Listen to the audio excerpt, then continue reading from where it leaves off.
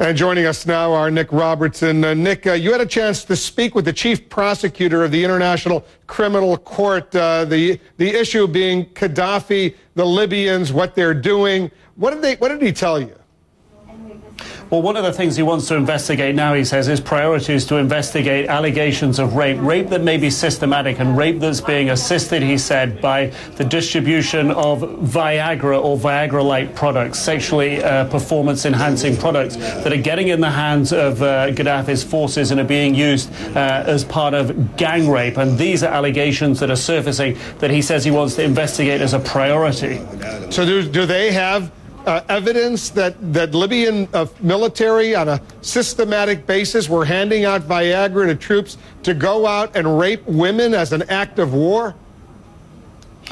Well, this is his concern, and the information that he's getting is coming from a number of sources, but one of those sources is the rebels, who say when they went into military bases to get Gaddafi's weapons, they found supplies of what they call Viagra and condoms, and they're putting this together with what they say is a systematic sort of disappearance of women when they're being stopped at Gaddafi's checkpoints, taken into military barracks, gang raped in there, and they believe these drugs are being used. This is what he told me when I asked him about it. There are rapes. The issue is who organized them. And you believe it's institutional? They were committed in some police barracks. Were the policemen prosecuted? What happened? There's some information about Viagra. So it's like a machete. Viagra is a tool of massive rapes.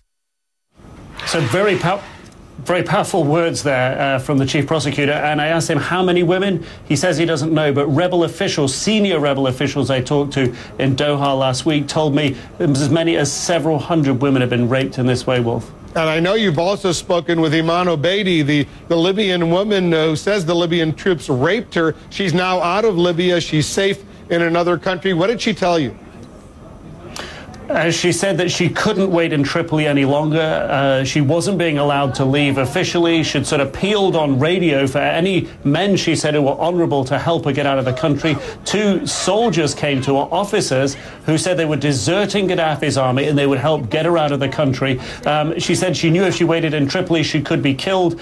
The drive to the border was almost as dangerous, going through the mountains. When they drove across the border, went across the border, there were gun battles going on. And she said it wasn't until she got to Doha that she finally felt free enough to be able to begin to talk about her traumatic and terrible experience. And she told me what she thought about the men who had so brutally raped her. I was telling myself to defy them. These animals cannot slip without punishment. I must speak out no matter how much people would talk about me and would blame me and would ask, how could a Libyan woman and a Muslim go on the media and say this? All these things did not matter to me. I must take my rights. I felt I must expose the regime. They must receive their penalty. I don't know. I cannot think of a word to express what I was thinking, but this is how I felt. But of course now she has a lot of concerns pressing in on her. Her father had found her a fiancé to save her honor, save her name.